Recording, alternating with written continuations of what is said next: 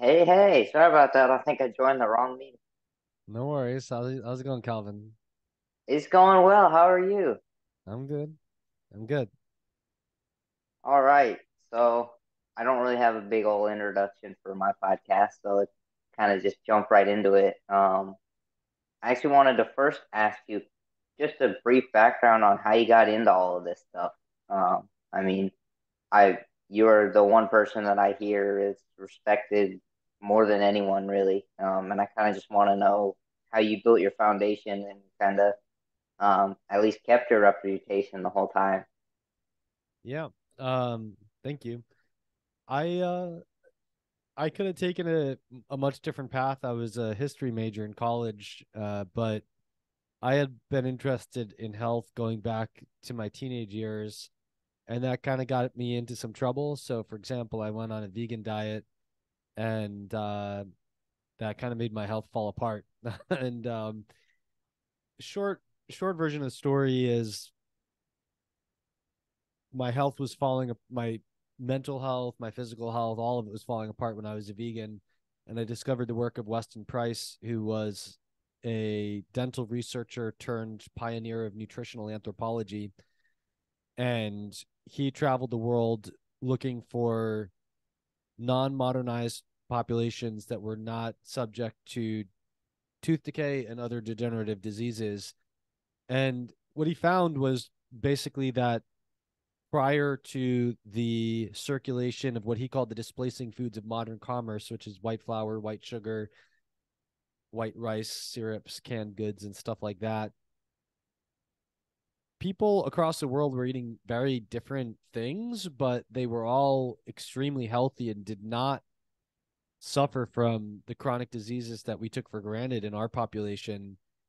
And they did have certain things in common, which were not compatible, none of which were compatible with veganism. So one of the things that he emphasized was they all really went out of their way to find foods that were rich sources of animal based nutrients, such as egg yolks, full fat dairy products, shellfish and fish, small insects, frogs, and the organs of large animals.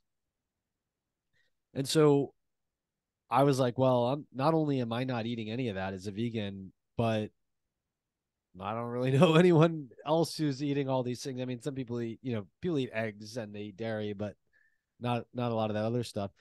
So I really changed my diet around to emphasize nutrient dense animal foods, and my mental and physical health just underwent a complete revolution. Um, I the really the moment that I target everything changing for my mental health is when I was this all happened in college, and so I was working in the dining hall, and there was a night where I watched a guy pick up a stack of plates to pick like the fifth plate or the seventh plate or whatever it was from the middle. And I look at the guy and I'm like, I didn't say anything to him, but inside my head, I'm judging him like this neurotic guy. Why doesn't he just take the plate on the top? And I'm like, ho hum, pushing the cart of plates a little bit further. 10 seconds go by. And I'm like, wait a second. And then I remember that not only did I, 3 months ago, did I always take the plate from the middle, but that was probably the least neurotic thing I ever did about food. So I would spend 20 minutes trying to pick out a glass that was clean enough for me to drink out of in the dining hall where I was in charge of cleaning the glasses.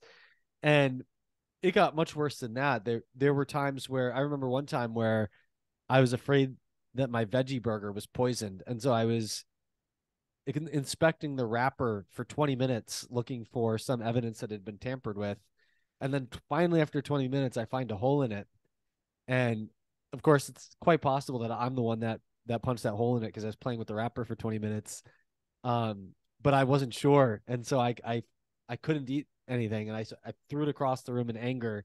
And I went into the bedroom and cried because I had nothing to eat and I was angry at myself. Um, so fast forward 3 months from then of eating nutrient dense animal products, and I don't even remember that. I'm judging this guy for doing something, very mildly neurotic. In fact, a lot of people do that because they don't like the thing that's exposed. It is a little neurotic, but it's not that neurotic.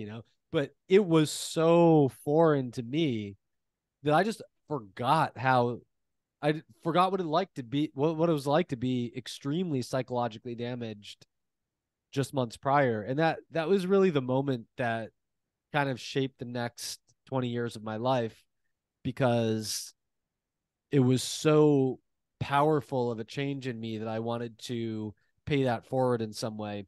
And initially, I was going to go to medical school, and because I graduated with a degree in history, that I then had to get a bunch of science classes that in order to do prereqs for med school. But as I was doing those, I was also writing a lot about nutrition, and I was developing my own scientific hypotheses and publishing them. And many people advised me that I should go into research instead of medicine, because my brain is really optimized to develop new understandings, and medicine is really more about applying existing understandings. Um, and then I just also knew that was the right thing. One of the biggest things was I was publishing these hypotheses and no one cared about them except me, and so I realized no one's gonna investigate this hypothesis unless I do it. Um, and then part of it was just I just kind of fell in love with microscopic things. Um, like I found it. I think in medicine you have to kind of fall in love with people. Um, because you spend all your day helping people, oftentimes with the same, like if you're a general practitioner, day in, day out for you for decades is just helping people with the same old problems over and over again. And so if you don't, if your passion is not helping people with regular old stuff, that's not really the job for you. And I was more interested in like calculating bond angles in water molecules and stuff like that, just things that had nothing to do with people. And don't get me wrong, I like people and I have friends and whatever, but my passion is really going into the abstract and into the realm of the things that we can't see. Um, and so research just made much more sense. So I went down the research path. I got a PhD in nutritional sciences. I became a professor of health and nutrition sciences after my postdoc. And then I decided academia wasn't for me. And I left academia, and now I deal much more in the realm of, even more purely in the realm of ideas, where I'm engaged in scientific education independently, and I do research and writing to try to harness out of the existing scientific literature what new insights that we can use to help us with our health. So that's it in a nutshell. Yeah, absolutely. I love that story. So, I definitely, as my listeners may know, I have a kind of a similar story with going, basically becoming vegan and really having a tough time with my health at that point. And I kind of want to, pick your brain. Have you looked back at the way that you were eating when you were vegan and really kind of tried to deduce what it was that was causing your psychological issues? Was it something that you weren't getting? Was it an abundance of things in, all the anti-nutrients that we always hear about in vegetables that could have actually had neurological effects like that? Well, I think that if you look at the stats, there are a lot more ex-vegans than vegans. Um, you know, there's not a lot of data, but there's several surveys where the ex-vegans outnumber the vegans at least 2 to 1. But I know a lot of ex-vegans, and it's possible I don't know anyone, but I don't know that many people who had the kind of catastrophic night and day differences on a vegan diet as I did. And I don't think it's just that I was doing a much worse vegan diet than most other vegans. I think it's my particular health vulnerabilities are just, I'm a terrible candidate for veganism, even compared to the average person. And I think the stats, I'm sure vegans would respond to this by saying, well, not all vegan diets are well planned vegan diets. There's a lot of obstacles to being vegan besides just health, like the social consequences and the support that you get for your diet and things like that. But I read it, I just look at the data and I say, look, people quit vegan more than they become vegan. And well, actually, that's not possible. People quit vegan more than they stay vegan. Um, and I just think this, I mean, yes, all those things are true, but I think that just is generally reflective that it's much harder to get the nutrients that you need, and it's much easier to get problematic things on a vegan diet. Um, and it's the what the dietitians say out there when they promote veganism is that a well planned, they really emphasize this, a well planned vegan diet is sufficient in all the nutrients, etc. And I think that one of the one of the sort of subtleties of that is you don't need to plan your diet that well when you're not a vegan, right? And so, part of the issue is, and it's not that the standard American diet is good or that even that it outperforms a vegan diet on everything, but any omnivorous diet is more robust to error on the for the tail risk of nutrient deficiencies, because there are a lot of nutrients that are easier to get from animal products, and an omnivorous diet includes them, right? So the reason proper planning is so important on a vegan diet is that your diet is fundamentally less secure when it comes to animal-based nutrients like vitamin A, zinc, vitamin B6, biotin, and we can go on, essential fatty acids, a whole list of them, right? You could probably roughly split nutrients into three camps. They're relatively well distributed between plant and animal products. They're relatively mostly found in animal products. They're relatively mostly found in plant products. And that's overgeneralizing. And of course, there's a lot of other ways that you could categorize nutrients, but you can roughly categorize them that way. And what that means is that omnivores, no matter what they're eating, are less likely to become deficient in nutrients, in specific nutrients, than vegans or carnivores. And when I say carnivore, I mean like the meat analog of a vegan, right? So some people will use the anthropological trophic level definition of carnivore, where when people are studying archaeology and they're saying like modern humans in this area were primarily carnivore, like they call a hyper carnivore diet 70% animal products. But I'm talking about the people who do the carnivore diet where they only eat meat, right? So that's like the meat side analog of a vegan diet. And a properly planned carnivore diet can be sufficient in all the nutrients. But if you don't take into account proper planning with a carnivore diet, you really got to watch out for vitamin C. You really got to watch out for folate.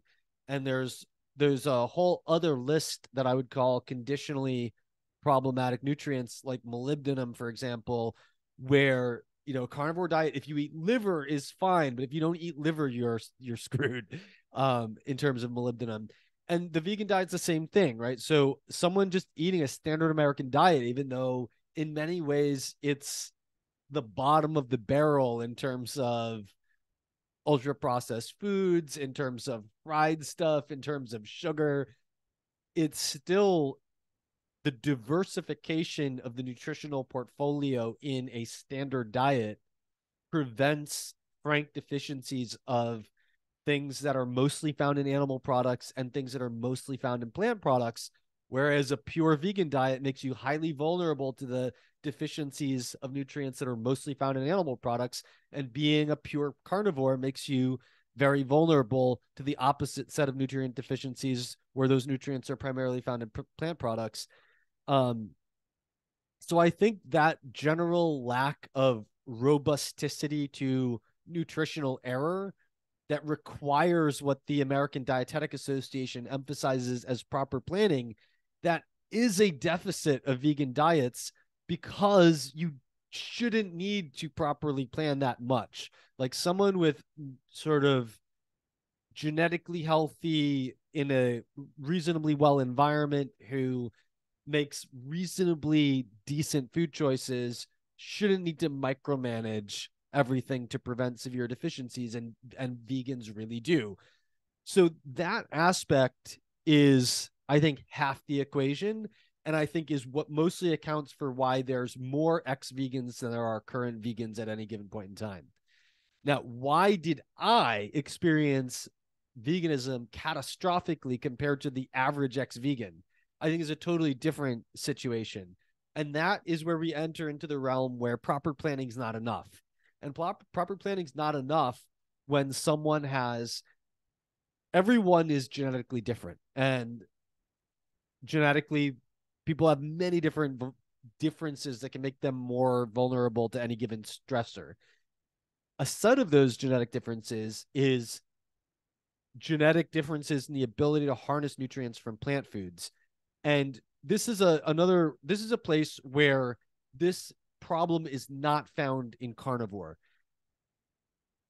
because the animal kingdom has specific physiological needs for certain substances in animal bodies that plants do not have. There is a set of nutrients that we can get from plants if we convert them into what is needed in animal bodies. And as a result of that, all the animals have done that conversion. We are not plants. Therefore, we don't need to convert anything into the plant form, right? If a plant were eating meat, the plant would need to worry about this. That usually doesn't happen. I don't know if Venus flytraps have like something like this, but generally speaking, this is only a problem of animals eating plants.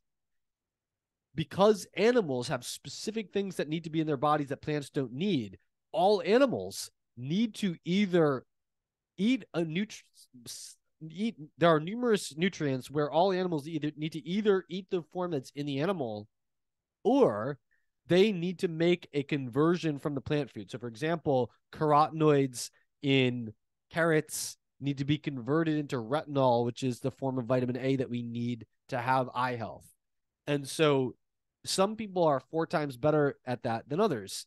And that means, you know, vegans will argue against this and say, well, it's 4 times lower, but that just means you need to eat 4 times as many carrots. Maybe that's the case, but all I know is that some people are 4 times better than others. And if you're not as good as, if you're in the bottom of the barrel when it comes to those genes, then you eat the same vegan diet that someone else eats, you're gonna have 4 times better vitamin A status than you. So I've suspected for now, granted, there are common genetic variations and then there are rare ones. So I've suspected for 20 years that I might have a rare genetic defect in synthesizing or recycling something that is either only found in animal foods or mostly found in animal foods, that's very abundant in organ meats, and that is not in any of the supplements that I was taking when I was vegan. Because that's really the only simple explanation for why I could have such a catastrophic response to veganism compared to other people, and yet could have this night and day, like, put the liver in the mouth and then boom, like you're a different person. Um, and I now believe it's a little bit more complex than that. I've been spending the last year doing very systematic genetic and metabolic investigations in myself to try to understand this, because I've also found that although I'd never be vegan again, I am also more vulnerable to certain other stressors. So, for example, I seem to get mitochondrial dysfunction that gives me neurological dysfunction if I go on certain types of antimicrobial drugs. And then there are other shifts in my diet that I can see don't cause problems at the level that they did when I was a vegan. But I'm like, why was I eating legumes in the fall, in the summer, and now I'm eating squash, and now, I have this weird I'm walking kind of funny. Like, so I'm like, I really got to figure this out because, oh, if I don't, then what if there's what if the most stressful thing for me isn't veganism? It's something else I don't know about yet, and it happens to me. Maybe some microbe in some tropical country I've never been to is like, for my genetic basis, is the one thing that could destroy me. I want to know what it is, right? And so I think now my current hypothesis is that I have uh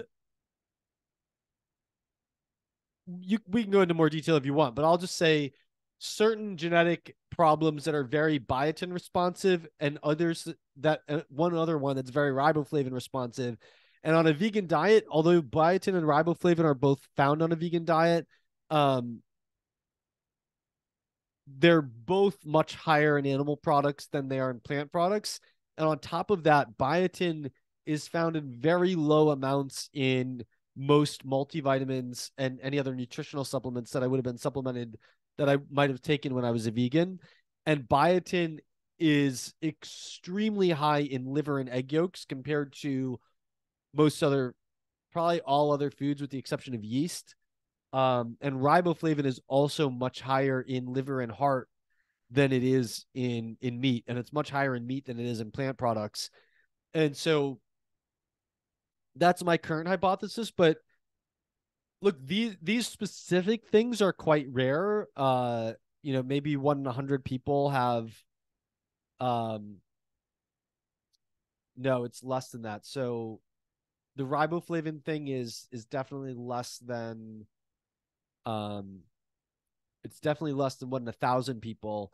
But I think about 1 in 30 people have some level of genetic impairment in some biotin responsive pathway where they might need high dose biotin. And there are other reasons besides the specific thing that I have that someone might need higher dose riboflavin.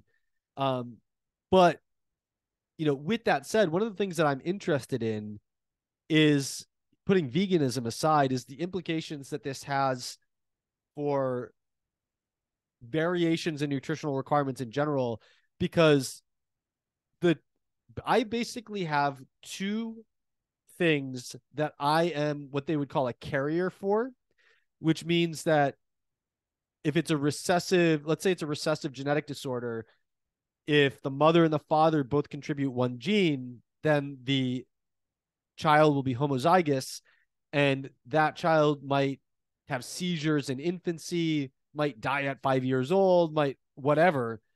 Um, and those types of disorders are 1 in 100,000, 1 in 200,000, 1 in 300,000, 1 in 60,000 for each specific one. And there are over 1,400. And so if you have over 1,400 things where it's 1 in 100,000 or 1 in 200,000, does start to add up to a lot more than 1 in 100,000. But carrier status is actually really common. So it's probably the case that most people have carrier status for one or more of the more than 1,400 different inborn errors of metabolism. And the sort of dirty little secret is that just because you don't have the disorder where you need to be homozygous, which is 100,000, 200,000, doesn't mean that it's not affecting your metabolism. And if you have a 45% decrease in some enzyme instead of a 90% decrease, that might mean that you're not going to get epilepsy because you're not taking 2,000 milligrams of thiamine a day. But it may mean that you're not going to have the same athletic performance without 2,000 milligrams of thiamine a day that you would if you did take it, right? So, and it might also mean that you didn't have any neurological problems until you started trying out for the Olympics and you started stressing your metabolism to the hardest, and then you start getting sick all the time or something like that. Those are also possible outcomes of that. So I'm very interested in how these, especially now that I'm seeing it play out myself, I'm very interested in how these rare metabolic disorders are actually not that rare when you talk about having part of the defect. And you can have serious health consequences if you have two of these that are very close together in a pathway so that they just compound. Usually that's not the case. But when you're just heterozygous for these, I honestly think that it may be the case that 80 or 90% of people, once they have all the low hanging fruit under their belts, right? Like there's, the average person doesn't need to worry about this. They need to be not fat. They need to be, gain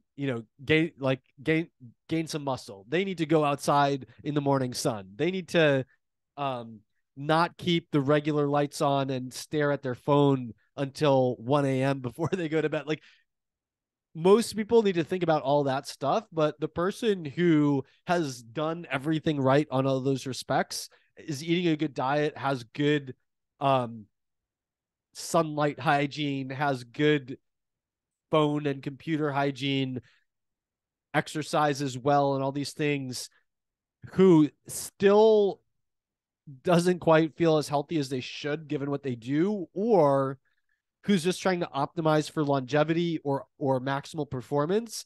I think like after you've exhausted all the low hanging fruit, you probably could find some genetic impairment in a pathway that doesn't give you a disorder, but gives you a 40% bottleneck in some pathway where you can just throw a certain supplement in where your optimal diet for you is not good diet plus multivitamin. It's good diet plus some idiosyncratic need for some supplement or some variation on the good diet that is matched not to your overall genetics, but to the one thing that's half backwards in you, or two things as it may be. So that's kind of where my brain is at now as I'm looking towards where I want to develop my understanding the most. Yeah, so I will say it's a little bit funny that you mentioned the carrots a little earlier. I might have reacted a little oddly. So when I went on that full kind of vegan craze, one of the big things was I found that carrots, they were really, at that point, I was eating a lot of leafy vegetables. And as crazy as it sounds, carrots the probably had the most sugar of anything that I was eating, even the minimal amounts that they have. So I started to crave Wait carrots a second. On because a they were. vegan diet, you were low carb. Oh, it was basically leafy green vegetables. Um, just Wow. crazy. Yeah, it was. Um, and obviously this was a short period of time because by the time that I don't think I could have lasted a year doing that. But at the time, I I was don't think you eating. could have either. No, I was eating tons of carrots, and I actually started getting an orange tint to my hands, and um, I had people notice it that like my hands were starting to turn orange because of how many carrots I was eating. And I obviously you would probably know a little bit more about this than I do because I haven't looked into it too much. But just the idea that I might not have even been able to convert the vitamin A in carrots or in other vegetables, and it was actually starting to become toxic rather than eat more and you'll convert more. I was not only like I would eat more, but I would also build up even more of this kind of unprocessed vitamin A, and it was causing all sorts of weird issues. So, did you have any vitamin A deficiency symptoms when that was happening? Like, uh, buildup of like bumps in your skin or poor night vision or other problems with your vision or anything like that? Yeah, not that I noticed. But then again, I think at the time I was about 15. And that period of time is a little bit of a blur, and so there Uh, was a lot of stuff going on. well, it might be a little bit of a blur because of your diet, but um, I think there's two possibilities. So one would be that you had enough vitamin A, and so what happens is you when you have enough vitamin A, you shut down the enzyme that makes that conversion because you simply don't need any more. And then if you're just pounding the stuff in, uh it does get absorbed. But I would think if it were that you just couldn't make the conversion at all, I would think that you would have some vitamin A deficiency symptoms, so that if you didn't, then I think it was probably the first option. So it wasn't that you couldn't make the conversion, it was just that you didn't need to. Um and I don't know, that's I kind of doubt that your skin should be orange, but there's this guy Joel Furman who's a vegan doctor, and he argues that if your skin's not at least a little bit orange, you're doing something wrong with your diet. But I don't know, like it is the case that high dose beta carotene causes cancer. Um, and it's very dose dependent, and it's because oddly enough, high dose high doses of carotenes they get what they call eccentric cleavage products.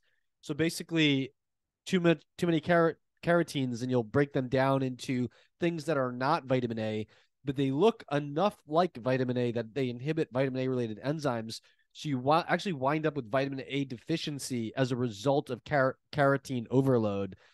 And the classical signs are the ones that I was telling you about before.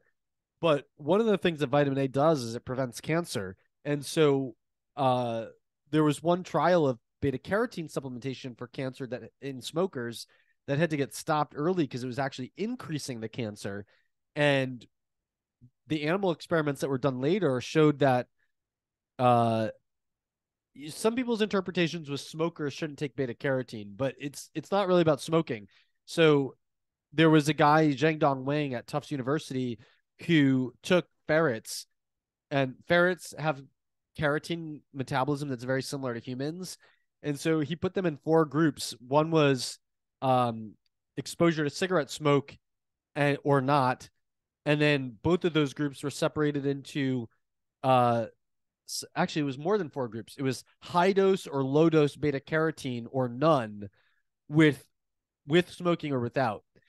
And so what he found was that the beta carotene alone, you didn't need the cigarette smoke, would cause cancerous changes in the lungs of the ferrets at the high dose, but not the low dose.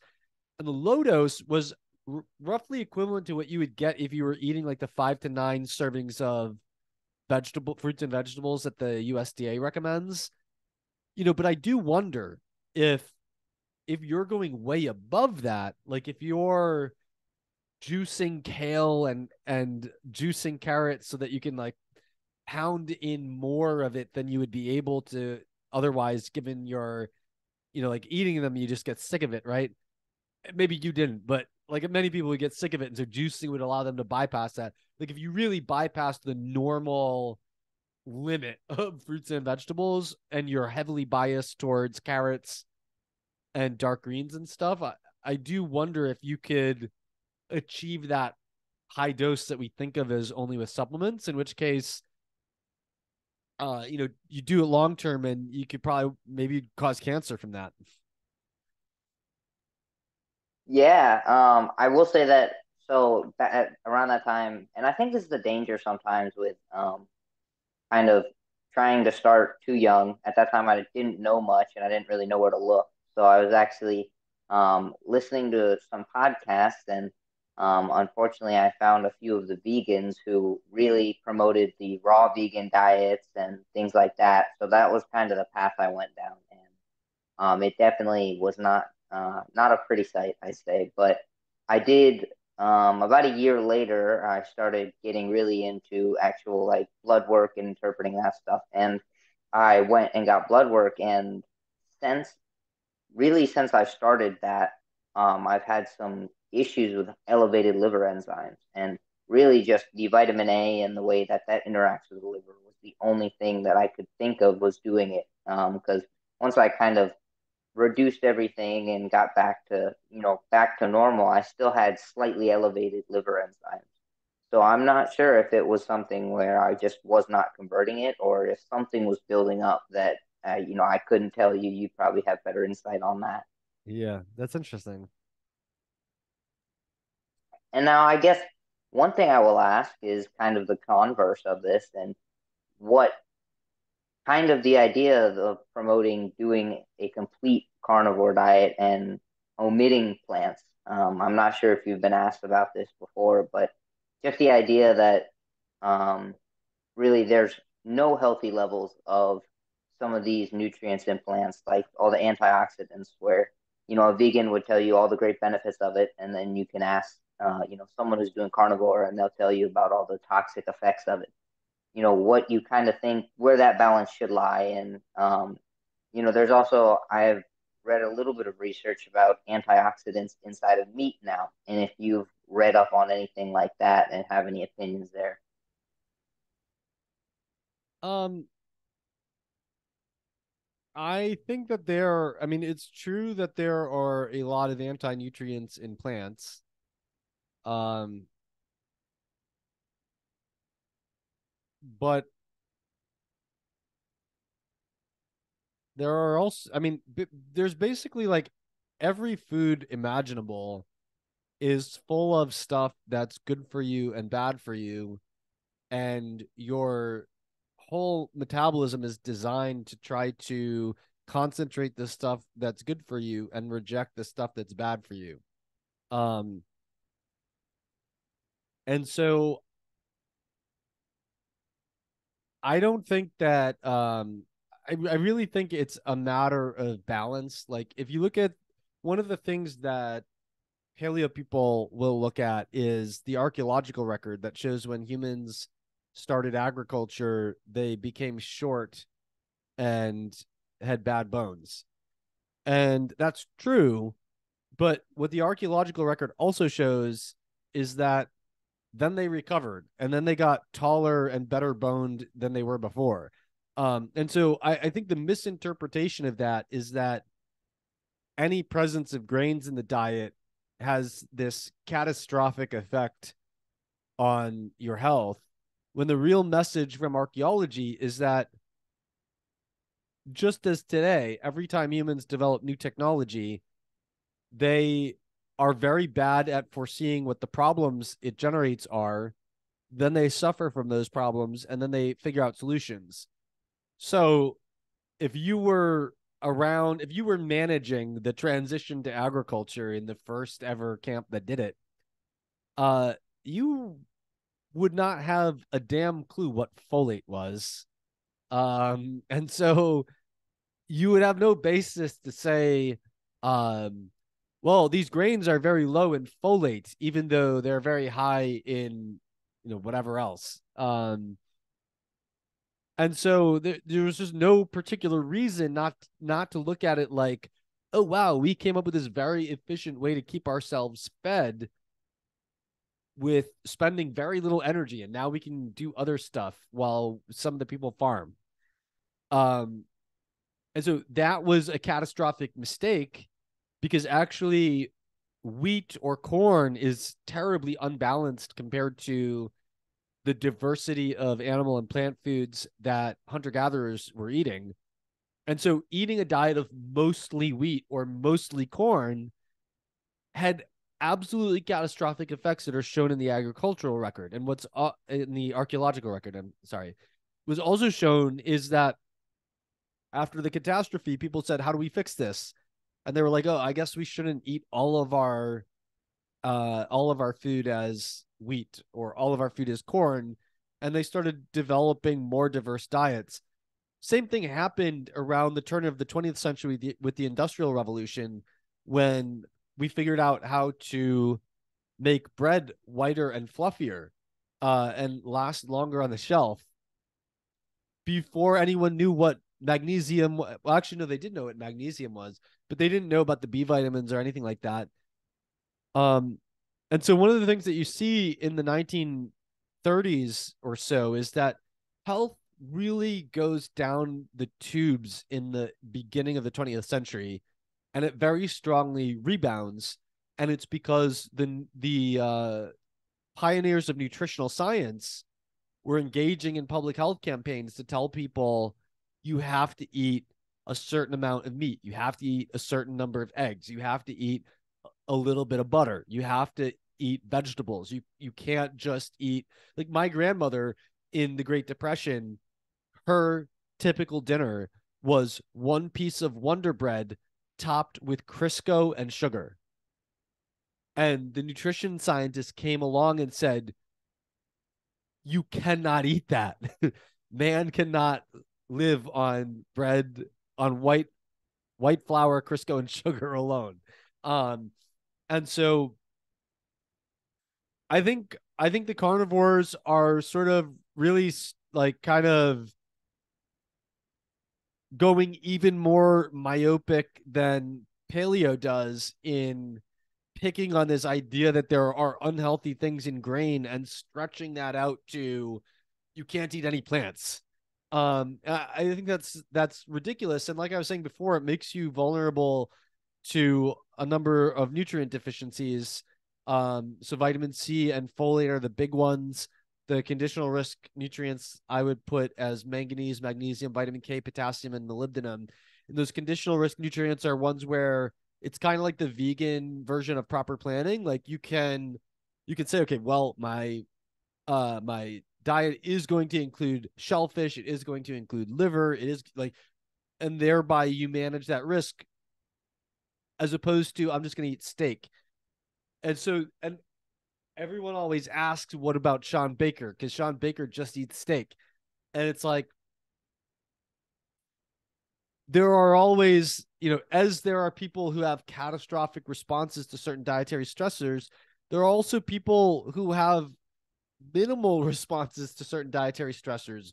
As there are people who have a higher requirement for riboflavin or zinc or something that's found more easily in animal foods, there are also people that have a higher need for vitamin C and folate and are going to have a harder time on carnivore, and other people who just eat carnivore or whatever. I mean, there's also people who live to 120 and live off terrible diets and smoke cigarettes and drink alcohol all the time. So I mean that just reflects that like there are some people who have such minimal um perturbances to their metabolism that they can literally eat anything and they'll be in good health. But I think like a Paul Saladino type carnivore diet is more robust to nutritional error than a Sean Baker type carnivore diet. I think Saladino, although Saladino's not really strictly carnivore at all anymore, but he was for a time, and his blood work showed that his consumption of kidney and shellfish was what was giving him normal plasma vitamin C, and it was probably benefiting his health because the kind of vitamin C level that Paul Saladino maintained on strict carnivore and that Sean Baker, I haven't looked at his data. I really doubt he's maintaining on carnivore. Um, and that a fruit and vegetable rich diet produces in most people is strongly associated with reduced burden of cardiovascular risk and cancer risk and things like that. And it's like, I don't know if Sean Baker's old enough to really prove like, yes, you can maintain borderline scurvy levels of vitamin C, and as long as your gums don't bleed, you're not going to get. One thing that I think really concerns me is I did a 5-hour discussion with Paul Saladino that we split between my podcast and his. And one of the papers that we were looking at where Saladino's like, look, you really only need like 10 milligrams of vitamin C to prevent scurvy. And I'm like, yeah, but Paul, like in this paper, one of the people's first signs of scurvy was a heart attack. Like, do you really want to be flirting at the border of a deficiency where the first sign can be a heart attack? I think you want to be way far away from the border of scurvy. I think it's insane to be like, you only need X to prevent scurvy, therefore you should consume X. Like, no, you should consume 3X or 4X so that no matter what happens to you, you never are anywhere near scurvy. Um, so I don't know. I'll turn it over to you now, but that's what I think about carnivore. Yeah, absolutely. So I do have a question about the actual I guess the what is called anti-nutrients themselves. So I've heard you talk a little bit about the actual benefits of having, the small amount of stress, but when we go overboard, then that's where the problem lies. And I think you put an analogy as, we can cope with things in plants, but we can't cope with specific chemicals, but they use the same pathways. And just what you think about kind of completely omitting any of these things that, or actually the benefits of things found in plants that you just simply can't get. But despite, or sorry, other than the nutrients of things that may actually have this technical anti-nutrient effect, but be a little bit beneficial in the future. I think there are some examples of things in plants where it's pretty clear that it works out that way, and there's others that are highly debatable. So polyphenols are the class of plant compounds where I think it's really clear. So there are there's broad agreement that, and there are people who disagree with everything, but generally speaking, there's very broad agreement that the polyphenols in fruits and vegetables are healthy. And I think maybe 20 years ago you could debate why they were healthy, but now I think it's pretty clear that they act as toxins that our body deliberately tries to keep out. And that's why at the level of the intestines, you'll reject most polyphenols and have 1% or so absorption of them. And then they're treated by the intestines and then by the liver as toxins, and they are purged from the body just like a toxin is. And in cell experiments, if you drop them on cells in high concentrations, you'll kill the cells, right? So they are toxins, they're treated as toxins, but in the course of that, they upregulate our defenses against them. And I think because we evolved with plants being the main form of toxins in our diet, right? Like if you think about pre-industrial era, humans were trying to avoid the toxins that they couldn't handle, but they were trying to find the foods that had a high ratio of nutrient to toxic burden so that their systems could concentrate the nutrients and get rid of the toxins.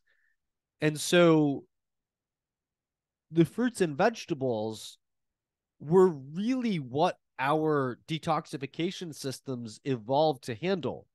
We didn't evolve detoxification so that we could handle taking acetaminophen when we have a fever, or so that we can handle um, putting gasoline in our car and inhaling the fumes, or what, you name it. We didn't evolve to handle those things. It's by coincidence. It's not really by coincidence. It's by virtue of the fact that there are so many toxins in the plant kingdom. And of course, there are other toxins that we would encounter in our ancestral history, such as smoke from fire and things like that.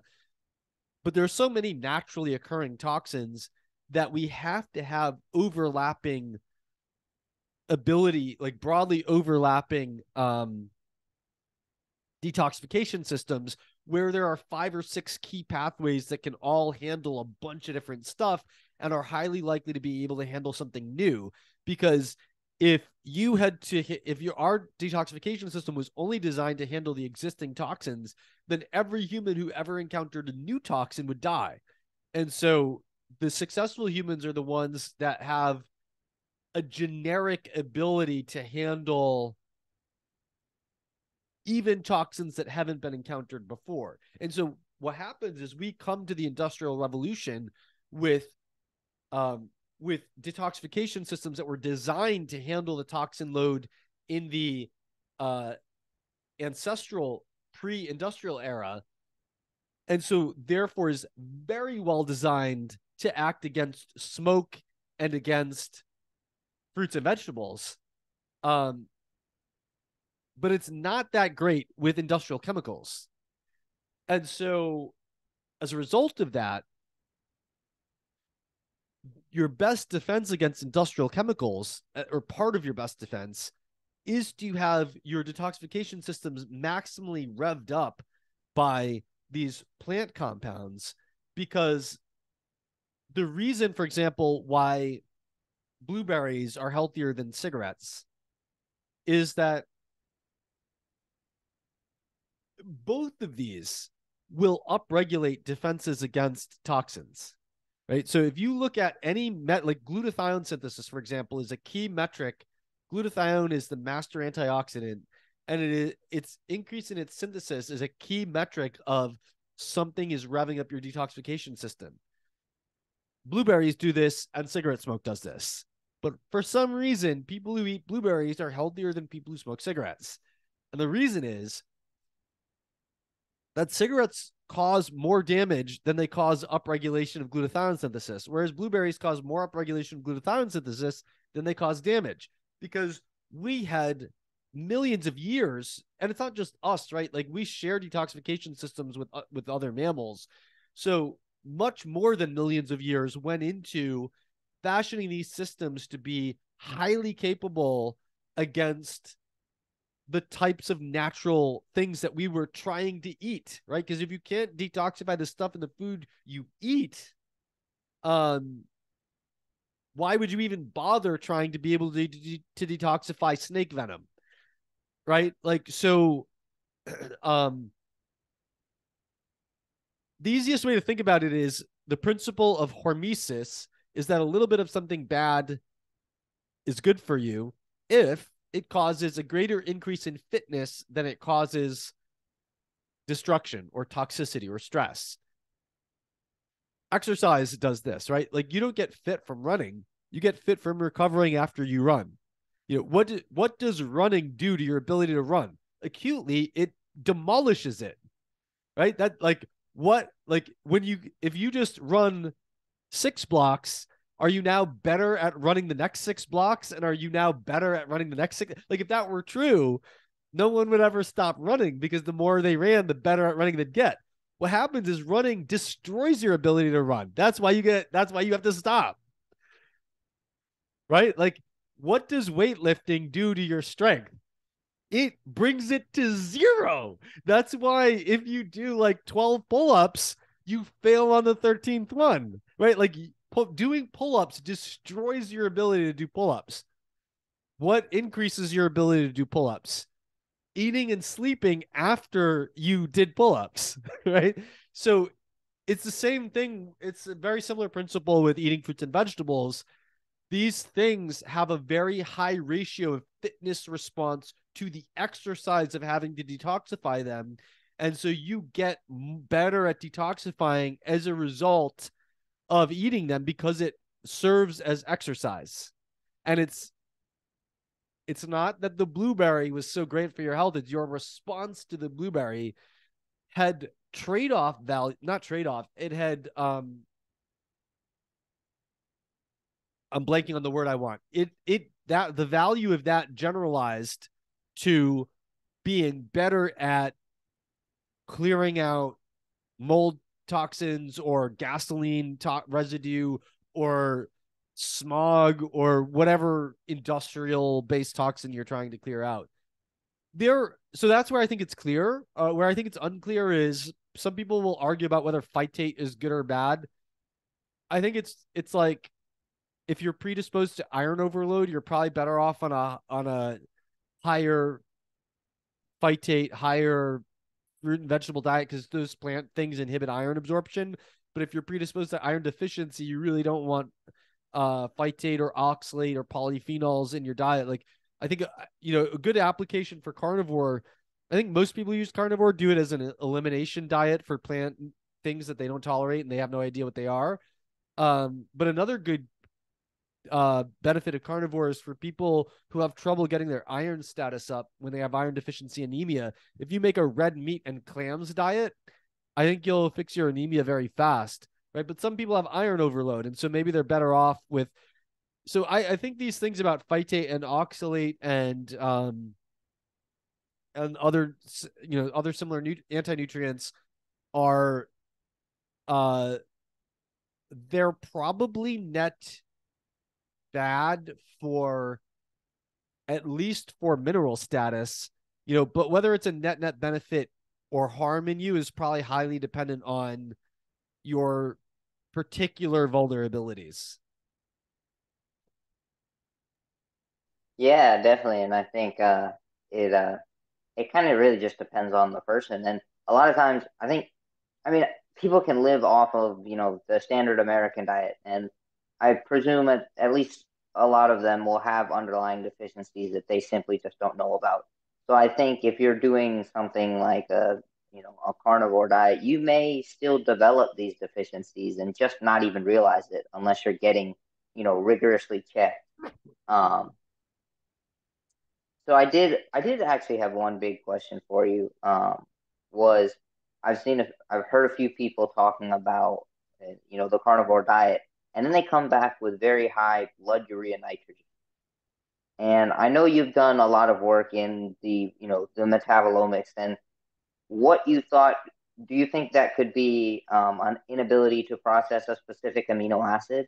Or, do you have any thoughts around what could actually be causing that? So even not even on a carnivore diet, just eating a higher protein diet, which is typically, recommended and, you know, doesn't typically have any harms, but this elevating your blood urea nitrogen a lot more than you would really expect.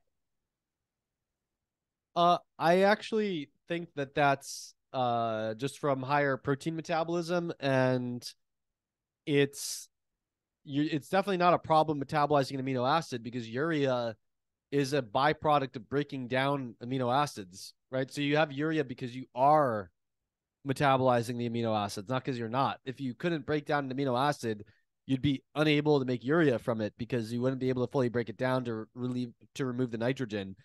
And someone who has a higher, so first of all, you would expect a large increase in blood urea nitrogen from eating protein, and someone who has a higher than you would expect.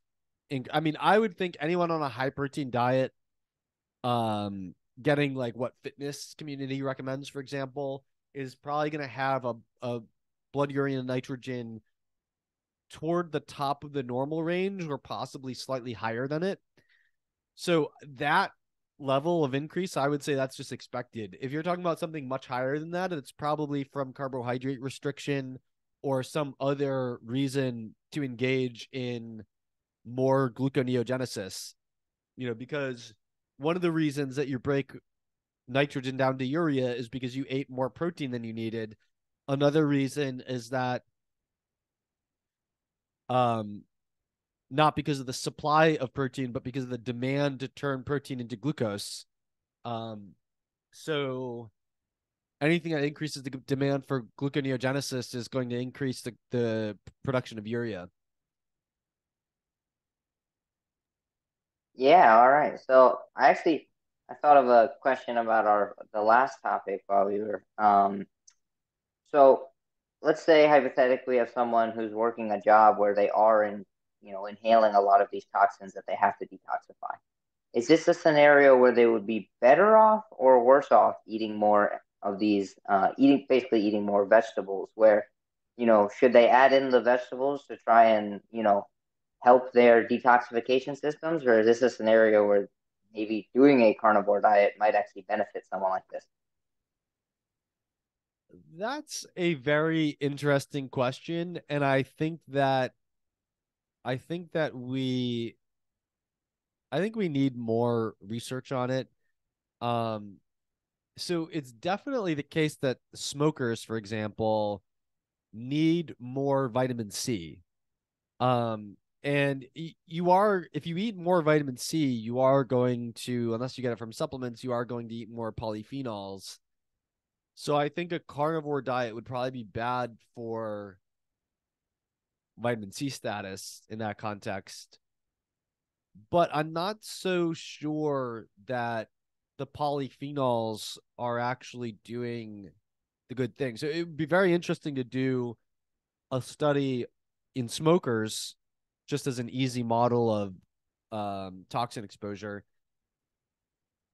Smokers and non-smokers looking at an extra 50 milligrams of vitamin C from food versus from a supplement. Because I generally think that you want to get your nutrients from foods, but I don't know if there's a cost to the polyphenols under those circumstances. It might be that the hormetic benefit is um I think it might highly depend on the individual. So I think a very common response would be an upregulation of the detoxification systems that help clear the cigarette smoke. Um, but it's quite possible that there could be certain people who would just have their ability to upregulate overloaded, and so just get net toxicity from it. And so you do see that with like there's a body of case reports of people who get liver toxicity from green tea supplements.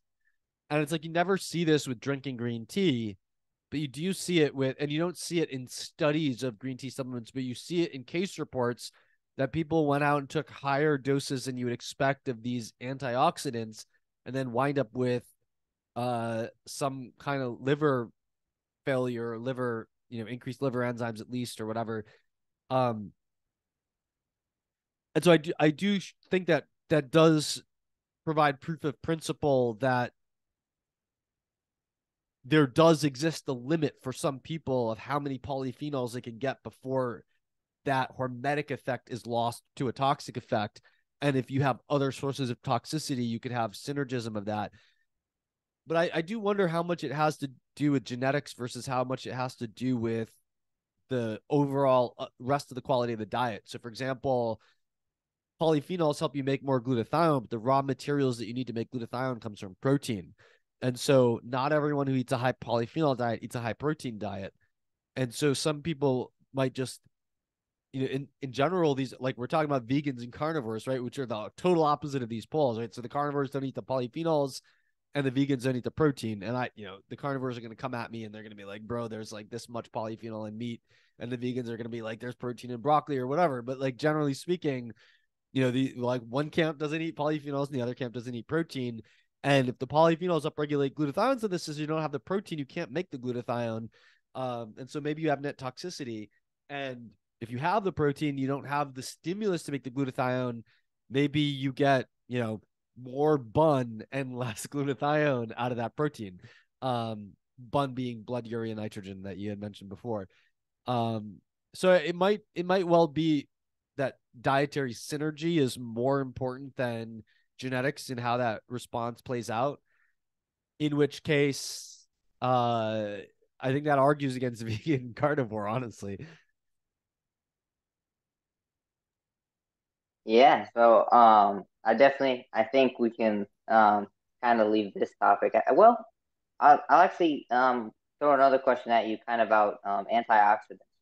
So in kind of different communities, more in like the weightlifting community and things like that, there's a lot of fear mongering, I would say, around like just even taking any antioxidants or NSAIDs whatsoever, just because of potential, or even cold showers are sometimes not recommended, just because it could have some sort of dampening down of the stress response that you get from exercise. I don't know. And then there's been studies on older people who exercise, who take these NSAIDs and actually are end up growing more muscle, probably because it's bringing their inflammation to a the correct level, is what they hypothesize. I don't know if you have any thoughts around this, just I the use I of I this. yeah, I think NSAIDs is playing with fire, and that's because what NSAIDs do is they block the production of prostaglandin E2 from arachidonic acid. And NSAIDs were developed based on outdated models of inflammation from, pre 2000, where it was thought that prostaglandin E2 just initiates inflammation and inflammation resolves on its own. And so if you could block the inflammation, you could just lower the total burden of inflammation. But what we've learned over the last 2 decades is that prostaglandin E2 is equally important to both initiate inflammation and resolve inflammation. And so NSAIDs block both, and they're just a recipe for chronic low grade inflammation because you don't reach peak inflammation, but you also never return to baseline. So am I would not use NSAIDs unless you're suffering from debilitating pain. I didn't say annoying pain. I said debilitating pain. Um, regardless of what those studies might show. I haven't looked at those studies, but they would not convince me that older adults should take NSAIDs to grow more muscle, because you don't need to take NSAIDs to grow more muscle. And I think the downside to NSAIDs is something that I would want to avoid, not at all costs, but at most costs. Um, and I think, the cost of having to find an alternative strategy for hypertrophy is a small one. Um, I think the antioxidant stuff is super it could go anyway. Like, the research is um not clear on it. The hypothesis is that the reactive oxygen species from the workout are part of what plays a role in the fitness response, which I think is true. Um, but first of all, that's quite separate from oxidative damage. So some like vitamin E, for example, its role is to protect cell membranes from reactive oxygen species damaging the lipid membrane. Its role is not to prevent hydrogen peroxide from acting as a second messenger to change gene expression. And so I think it really depends on like which antioxidant you're talking about. But I also think like the research base is too limited, with too few extremely small studies that might have like huge differences in contextual variables in terms of what affects the net outcome. And uh one of them might be age, but I think that you'll find that put out as a differentiating context in the literature. But I think that's um very much driven by ascertainment bias. Well, I'm not sure if that's the right word for this, but basically highly biased by someone thought of that as a contextual factor and did a study on it. And so now that we have a study on it, it's like that's the contextual factor, but there might be 3,000 other contextual factors, and no one tried to ascertain the truth about those contextual factors. Um, and some of the studies are just like they're not that well controlled and designed, also, especially some of the older ones. So I think the jury is kind of out on that, but I think like pill popping is sort of stupid anyway. Like I really don't think that I think most I think everyone needs to have a good diet that supplies like 100 or 200 milligrams of vitamin C. And you should probably think about the vitamin C content of your diet. And I think there's not enough science to micromanage, like I'm not going to eat strawberries on my workout day. Um, and yet there's also like people shouldn't be just like popping 2,000 milligrams of vitamin C for no reason either. And so I think that you don't have to worry about it as much when you're not pill popping supplements like crazy. Um, I do think that basic logic and science say that in the immediate aftermath out of a workout, you will recover faster if you are in comfortable weather. So like um cold ice baths are contraindicated, but so is being in a hot room that has no air conditioning. Like there's studies showing that if you just put air conditioning on like 72, glycogen repletes much faster. And so I think the point of that is that you need to cycle in and out of stress, and you're going to uh recover best in the minimally stressed state. Now, do you have to end your stress period exactly when your workout ended?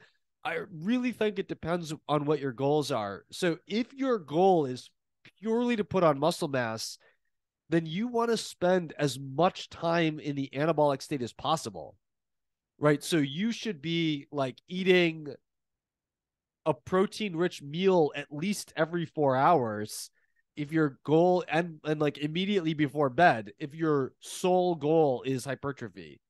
um and I think any massive bodybuilder will tell you that. uh how many people should have hypertrophy as their sole goal? like probably competitive bodybuilders and no one else. You know, because this comes at the expense of many things. I mean, among them, no one has ever seen a bodybuilding centenarian who, I'm not saying like, what I mean is no one has ever seen a centenarian who like looks like people who are winning Mr. Olympia or anything like that, right?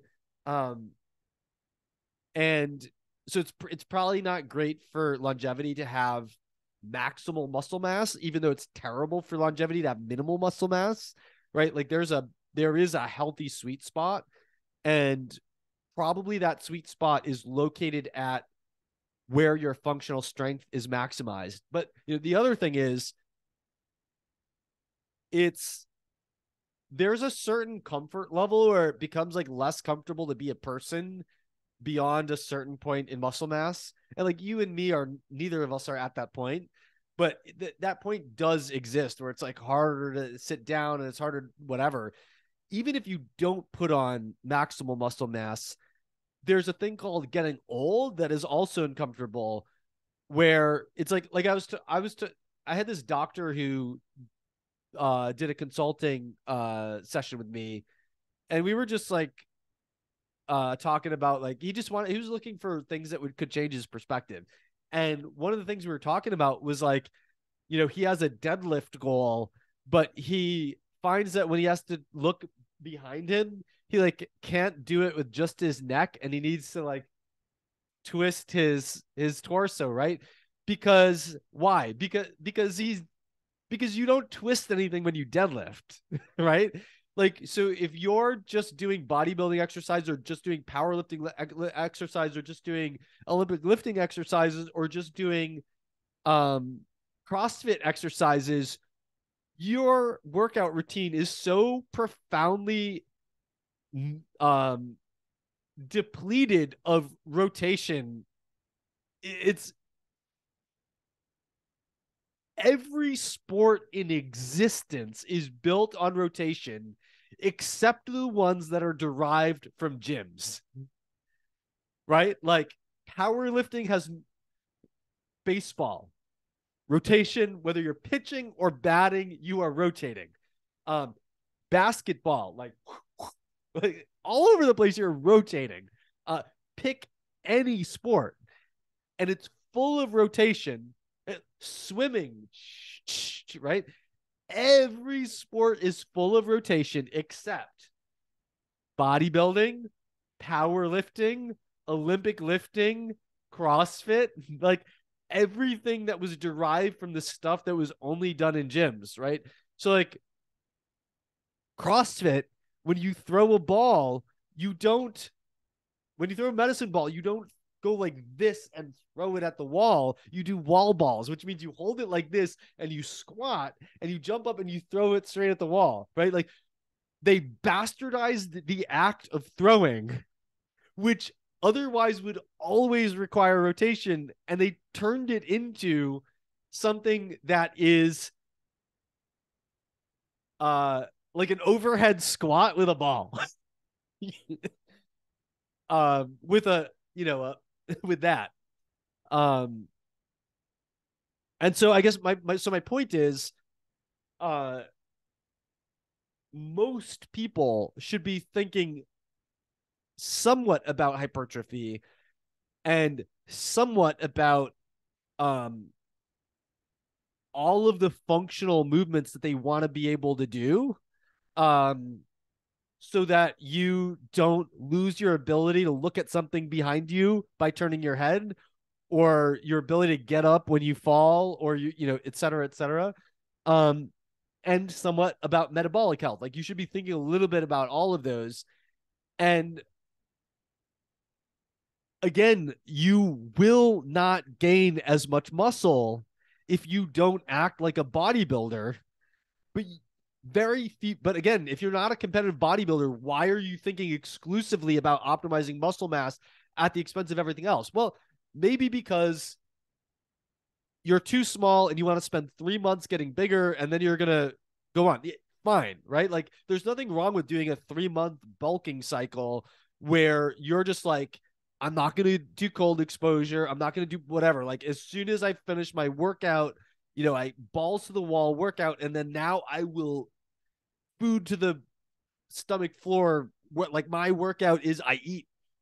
I eat protein and that's all I care about. And then I eat protein before bed and I eat protein when I wake up and I eat protein before I work out and I eat protein as soon as I finish. And like, fine, but keep that in your loading cycle and move on to other things. And don't be stupid about losing all the muscle mass so you have to do that again. Um so I guess my point is like a lot of these studies of like you can get this much more hypertrophy if you do X is like who cares? You can get enough hypertrophy if you just do the exercise and eat well.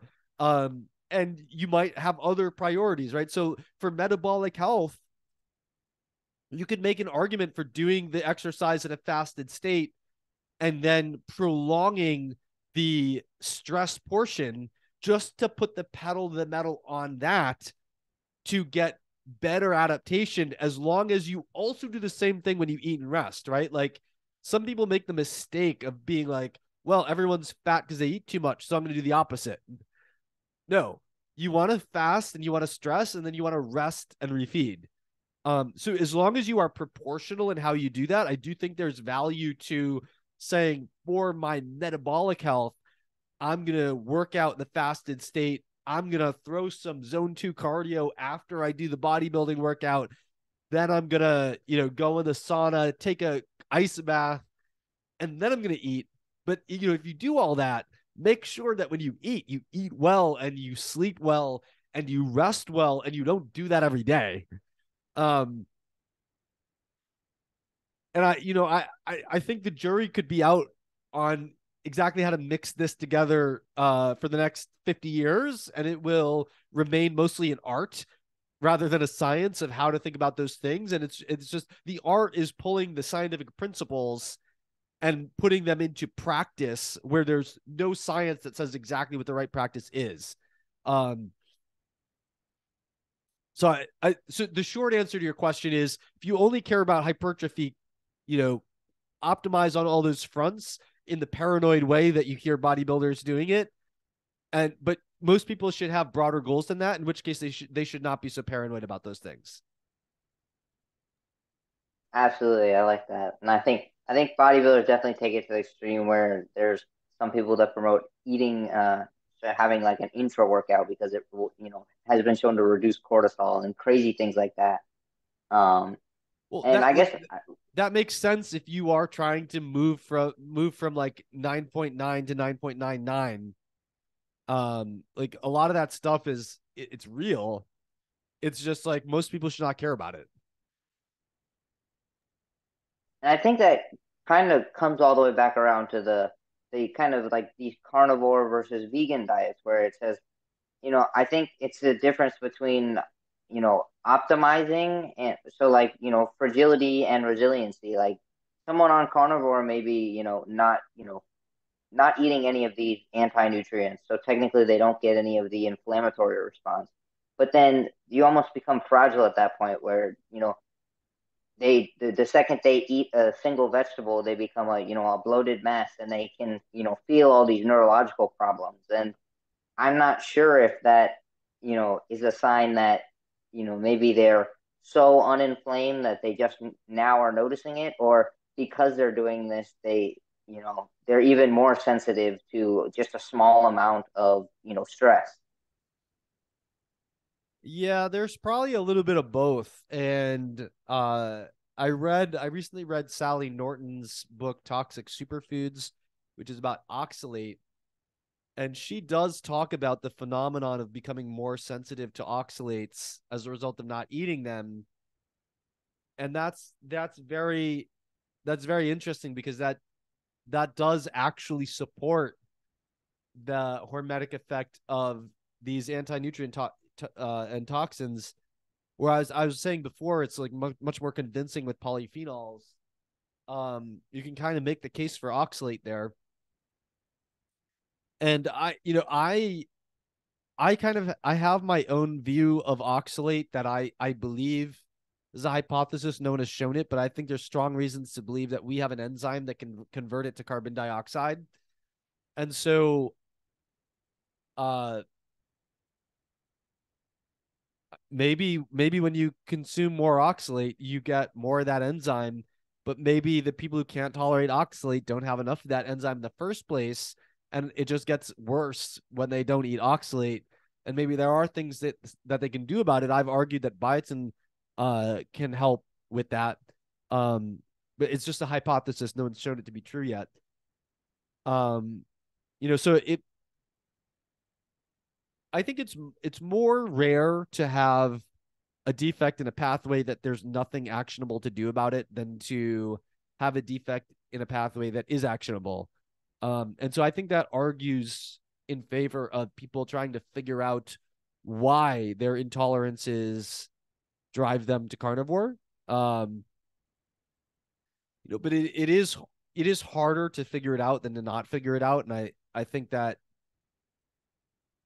uh right now there's a problem with insufficient expertise to distribute to all the people who are carnivore to help them figure it out. Like I think a lot of people who have, like, if someone gets neurological problems when they eat plants, they have some kind of disorder. And I don't know whether it's acquired or whether it's genetic. It's probably a little bit of both. But they're fooling themselves if they think that the reason that they get neurological problems from any plant foods is that plant foods are toxic and humans weren't meant to eat plants. That's utter BS. And if it makes them feel better about themselves and whatever, but it's just so obviously not true. And so it would probably be very useful for them to know what disorder they have. Uh, but unfortunately, medicine is terrible at helping these people, and uh, I can only handle so many client cases, and only so many people can afford to pay me to figure it out for them. So, I do have some of these clients where we are making a lot of progress in figuring out what rare problem do they have and what can they do about it. Um, but I think it's going to take a long time before that type of expertise is well distributed, so that the average person who goes carnivore can figure out exactly why they need to go carnivore and can figure out what the optimal diet is for them.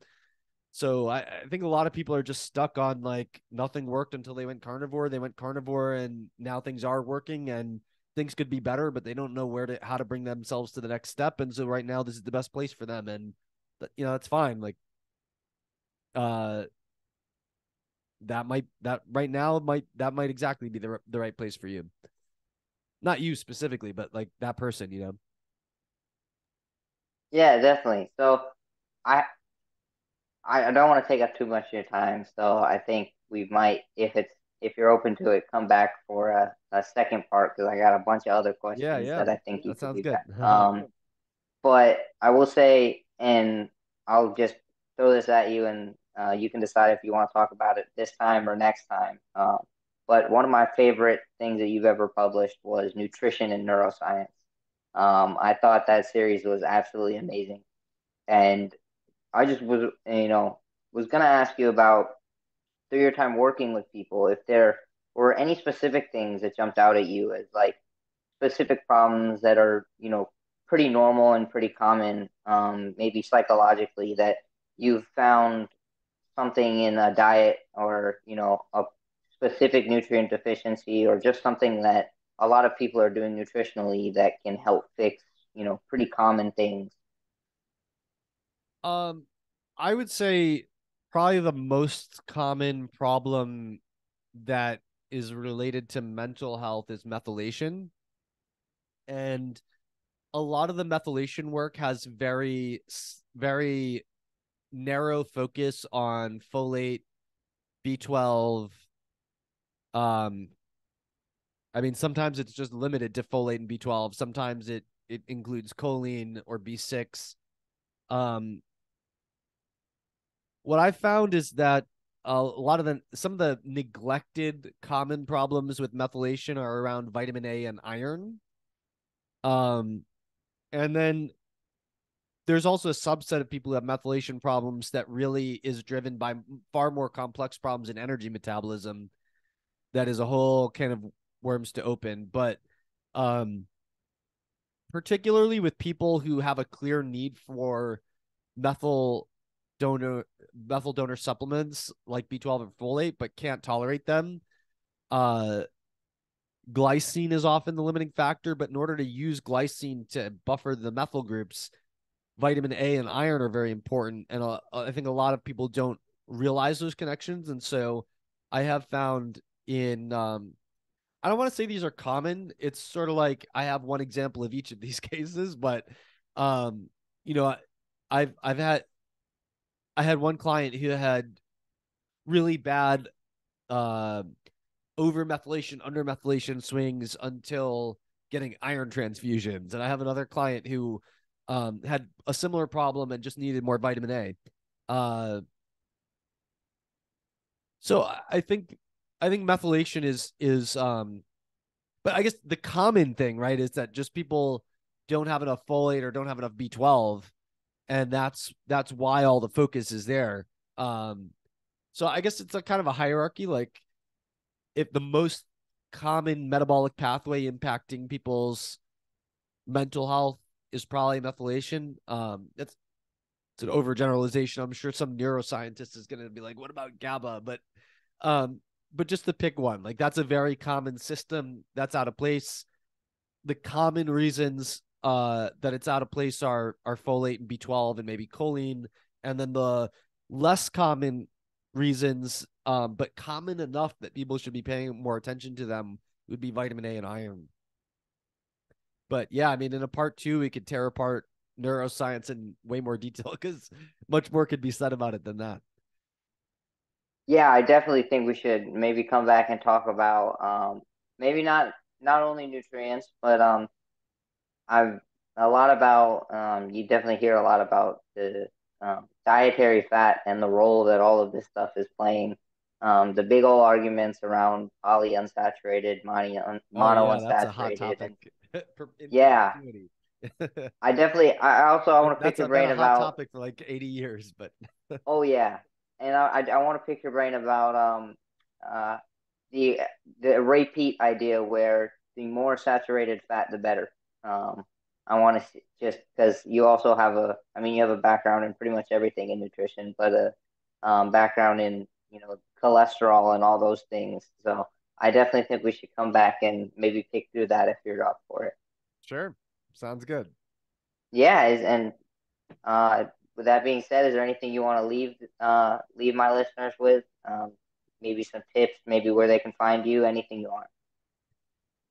Yeah, I would say just, especially since we're talking about all these dietary extremes today, I would say, just keep in mind two principles that my nutritional needs are not the same as your nutritional needs, and your nutritional needs are not the same as what they were 10 years ago and probably won't be the same in 10 years as they are now because we're all different. We all change dynamically over time.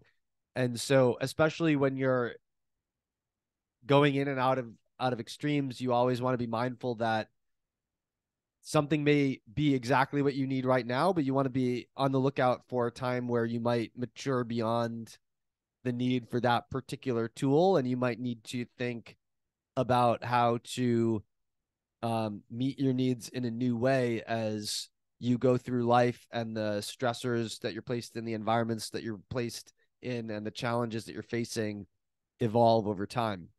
Um, and people can find And my work. a lot of Yeah. most of my listeners are actually going to be high schoolers. So if you have anything specific there, you gotta maybe let them know. High schoolers, pack your lunch. Pack your lunch. Um, yeah. And then people can find me at chrismasterjohnphd.substack.com. All right. I want to say thank you for everything, Chris. Definitely, you guys, anyone listening, definitely needs to check Chris out because I've learned so much from all the content that you produce. So I want to say thank you, and if we can do a part two, I'm definitely up for it. Awesome. Thanks, Calvin. Great to be here. All right, thank you, Chris. All right, cool, man. So I'll close this out and I'll send you the recording. Absolutely. Thank you so much. All right, take care, man. You too.